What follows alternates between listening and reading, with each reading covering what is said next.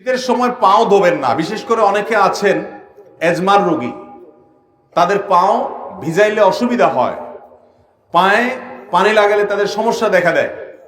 সমস্যা হোক বা না হোক, সর্বাবস্থায় আপনি চাইলে শীতের সময় শুধু না, অন্য সময়ও করতে পারেন। শীতের সময় বেশি দরকার, সেজন্য শীতের আমল হিসেবে বলছি। আপনি চাইলে পূর্ণাঙ্গ ওযু করলেন, কথার কথা দুপুর বেলায় বা সকাল বেলায় ওযু করলেন, হাত ধুলেন, মুখ ধুলেন, মাথা মাসা করলেন এবং পাও ধুলেন। পাও ধোয়ার পর অর্থাৎ পূর্ণাঙ্গ ওযু করার পর ওযু অবস্থায় যদি আপনি মোজা পরেন এবং মোজাটা যদি চামড়ার হয়, চামড়া মোজা হলে সর্বসম্মতিক্রমে মাসা হয়ে যাবে। কাপড়ের মোজা হলে মাসা হবে কিনা ইখতিলাফ আছে।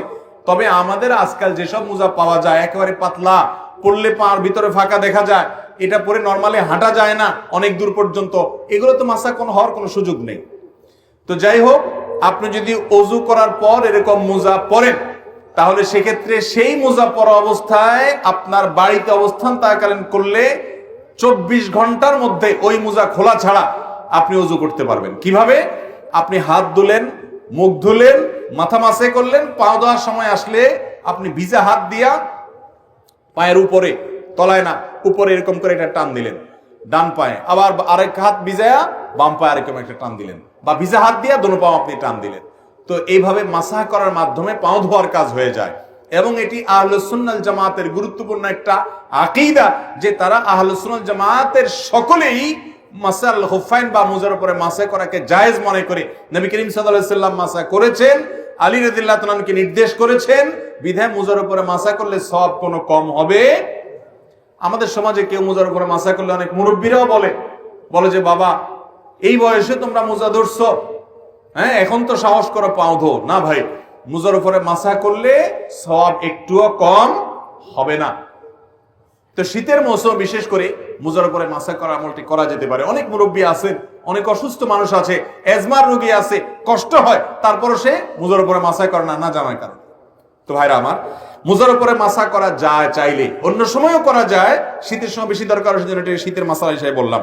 নাম্বার 3, একটা গুরুত্বপূর্ণ মাসআলা হলো, শীত যখন তীব্র হয়, অনেক আপনার হাড় কাঁপানো শীত যখন শুরু হয়, দেখবেন যে গ্রামে শহরে, বিশেষ করে গ্রামে বেশি দেখা যায়, অনেকে চাদর মুড়ি দিয়ে নামাজ পড়েন। অর্থাৎ এমন ভাবে চাদর পরেন যে নাকটা সহকারে ঢাকেন, যাতে করে নাক দিয়া ওই যে আপনার কুয়াশা টুয়াশা না ঢুকতে পারে, যাতে করে শীতে চেহারাটা কষ্ট না হয়, না পায়। সেজন্য পুরো চেহারা ঢেকে শুধু চোখ দুটো খোলা রেখে অনেকে চাদর পরেন। আছে না এরকম? মাথা আপনি চাদরে লাগান, কোনো অসুবিধা নেই, কিন্তু আপনি মুখ ঢাকেন তাহলে সেটা মাকরুহ হবে। নবী করিম সাল্লাল্লাহু আলাইহি ওয়াসাল্লাম মুখ ঢেকে সালাত আদায় করতে, নামাজ পড়তে নিষেধ করেছেন। অতএব শীতের সময় এই মাসআলাটা না জানার কারণে আমাদের অনেক ভাইরা আছেন যে এরকম পুরাটা মুড়ি দিয়ে নামাজ পড়েন। মহিলা হোক আর পুরুষ হোক, সকলের জন্য এক মাসআলা, যে শীতের সময় হোক আর গরমের সময় হোক, মুখ ঢেকে নামাজ পড়বেন না, নামাজের সময় মুখ খোলা রাখতে হবে। হ্যাঁ, কোন মহিলা এমন কোন জায়গায় যদি নামাজ পড়েন সেখানে গায়রে মাহরাম পুরুষ আসা যাওয়া করে, তাহলে পর্দার খাতিরে তিনি ঢাকতে পারেন, যদি তার অন্য কোনো জায়গায় নামাজ পড়ার সুযোগ ব্যবস্থা না থাকে। কিন্তু সাধারণ অবস্থাতে এটা করা যাবে না। এই জন্য ভাইরা আমার, শীতের সময় মাসআলাটাও মাথায় রাখতে হবে যেন মুখ ঢাকা না হয় আমাদের চাদর দিয়ে। অনেকে মাফলার দিয়েও করে, চাদর না, মাফলারে এমন ভাবে পেঁচায় শুধু চোখ দুটো বাইরে হয়ে থাকে এবং নাক মুখ সব মাফলারে পেঁচানো থাকে। এরকম করলে নামাজ হয়ে যাবে, কিন্তু ত্রুটিপূর্ণ হবে এবং মাকরুহ হবে।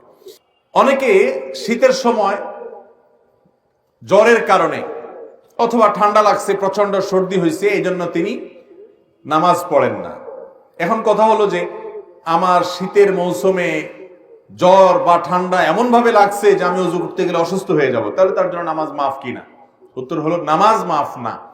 তিনি প্রয়োজনে পানি গরম করে ওযু করবেন। পানি গরম করে ওযু করে যদি তিনি তার এই কষ্ট দূর করতে পারেন তাহলে ফাবিহা ওয়া নি'মা, ভালো।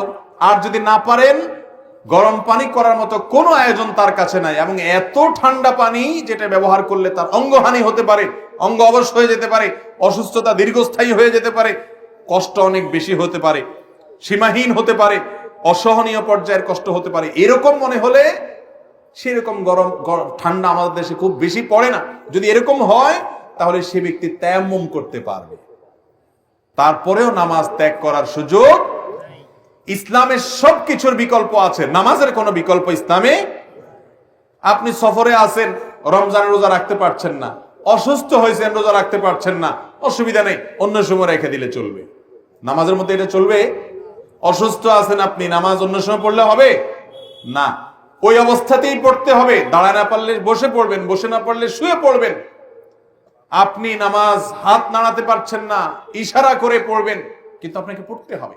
মোহতারাম হাজরিন, সেই নামাজ আমরা অনেকে পড়ি না, অনেকে অবহেলা করি। ইসলামের নামাজের চাইতে গুরুত্বপূর্ণ কোনো আমল আর নাই। আপনি অন্য কোনো আমল করেন বা না করেন, নামাজ না পড়ার কোনো সুযোগ নাই। আল্লাহ তাআলা আমাদেরকে বোঝার তৌফিক দান করুন। তাহলে ভাইরা আমার, শীতের সময় জ্বর, ঠান্ডা, সর্দি যাই হোক না কেন, নামাজ ত্যাগ করা যাবে না, ওযু ত্যাগ করা যাবে না। প্রয়োজনে গরম পানি দিয়ে করবেন, প্রয়োজনে গরম পানির কোনো অ্যারেঞ্জমেন্ট না থাকলে আপনি তায়াম্মুম করবেন। গরম পানির কোনো ব্যবস্থা নাই, এটা জেলখানায় হতে পারে, বাসা বাড়িতে সবাই আশেপাশে চুলা আছে, চাইলেই গরম পানির ব্যবস্থা করা যায়। ফ্লাস্কে রেখে আপনি ওযু করতে পারেন আগের রাতে এশার সময়। 5 নম্বর মাসআলা হলো, অনেকে জানতে চান শীতের সময় যে এই যে শীত বস্ত্র দানের কথা একটু আগে আমরা বললাম, শীতের সময়ের একটা গুরুত্বপূর্ণ কাজ হলো শীতার্ত মানুষের শীত বস্ত্রের ব্যবস্থা করা। এখন প্রশ্ন হলো, যাকাতের টাকা দিয়ে শীত বস্ত্র দেওয়া যাবে কিনা? তো এর উত্তর হলো, যাকাতের টাকায় শীত বস্ত্র দেওয়া যাবে ওই ব্যক্তিকে যে ব্যক্তি যাকাতের হকদার, তার শীত বস্ত্র কেনার টাকা নাই, তখন আপনি তাকে শীতের কাপড় কিনে দিলেন, যাকাতের টাকা থেকে এটা জায়েজ আছে। কিন্তু আমরা সুন্নাহ ফাউন্ডেশন থেকে বা আরো বিভিন্ন সামাজিক সংগঠনগুলো যে শীতবস্ত্র বিতরণের উদ্যোগ নিয়ে থাকে, সেখানে যাকাতের টাকা আপনারা দিবেন না। আমরাও বলি যে আমাদের এখানে কেউ যাকাতের টাকা দিবেন না, কারণ আমরা যখন বিভিন্ন এলাকাতে গরিব দুঃখীদের মধ্যে শীতের কাপড় দেই, তখন কে যাকাতের হকদার আর কে যাকাতের হকদার না, এটা এতটা বেছে বেছে দেওয়া সম্ভব হয় না। যার কারণে যাকাতের টাকা দিয়ে শীতের কাপড় দিলে আপনার জানাশোনা কোনো গরিব যিনি অবশ্যই যাকাতের হকদার, তাকে আপনি দিতে পারবেন, কোনো অসুবিধা নেই। নাম্বার 6, একটা গুরুত্বপূর্ণ মাসআলা হলো, শীতের সময় অনেকে দেখা গেল ধরুন শুধু চাদর গায়ে দিয়ে নামাজ পড়ছেন, তো চাদরের ভিতরেই হাতটা থাকে, হাত উঠানো, হাত বাঁধা, এই মুভমেন্ট করা, এই সবগুলো চাদরের ভিতরে করা, কারণ বাইরে করলে শীত লাগে। এই রোগটা আছে না নাই? এটাও হাদিসে পরিষ্কার ভাবে নিষেধ। আপনি যদি এক কাপড়ে, যে কাপড়ে নামাজ পড়েন, ধরেন আপনি চাদরে নামাজ পড়ছেন, তো আপনি হাত উঠানোর জন্য, হাত বাঁধার জন্য চাদরের বাইরে হাতটা বের করে নেবেন। আর যদি জামা গায়ে দেওয়া থাকে তাহলে তার বাইর করার কিছু নেই, হাতার ভিতরে হাত থাকাই যথেষ্ট।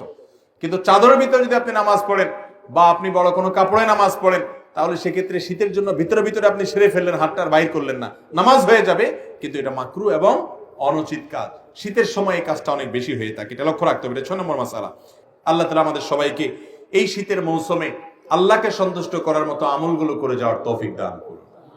এবং শীত উপলক্ষে যেসব মাসআলার ব্যাপারে আমাদের বিশেষ যত্ন থাকা উচিত, সতর্ক থাকা উচিত, সেগুলোর পরে আমরা যেন বিশেষভাবে সতর্ক থাকতে পারি, যত্নশীল থাকতে পারি। আল্লাহ